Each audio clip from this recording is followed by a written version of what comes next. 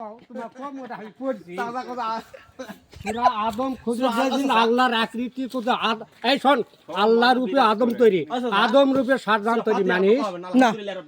সোজা বিশ না সরে কর সূরা বলে সূরার নাম বলে তুই জানা বাবা সূরা জানা সূরা আয়াতের অর্থ আমাকে প্রথম আয়াতটা কোন আচ্ছা সূরা আদম যে বললেন এটা মানে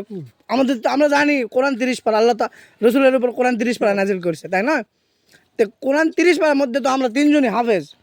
একজন আমরা সূরা আদম নামে কোনো সূরা পাইনি সূরা না পাঠ আমাদের দলের বোঝা হর হর সূরা আদম দেছ সূরা আদম সূরা আদম আমি কইছি সূরা আদমের প্রথম আয়াতটা কোন না তুমি যা পড়ো তুমি কম করছো লেনদেনে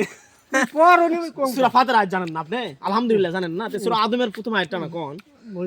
ওলা বিলতে সমঝা পারো আড়া কি আপনাকে আড়া প্রশ্ন করছি সেটা কি যে আল্লাহ তাআলা সর্বশেষ এই 30 পারা আমরা এরা তো না 30 এর ভিতরে সবচেয়ে সবার 30 এর ভিতরে সমস্ত আছে কারো ভালো করো ভালো তো অবশ্যই চাচা তো আদমটা তো 30 এর মধ্যে নাই আছে আছে অজগর। আমরা পাবো না কোরআনের ভিতরে না থাকে আমরা হাফেজ আমরা পাবো না আবুল সরকার আবুল আছে আবুল সরকার বয়াতিরা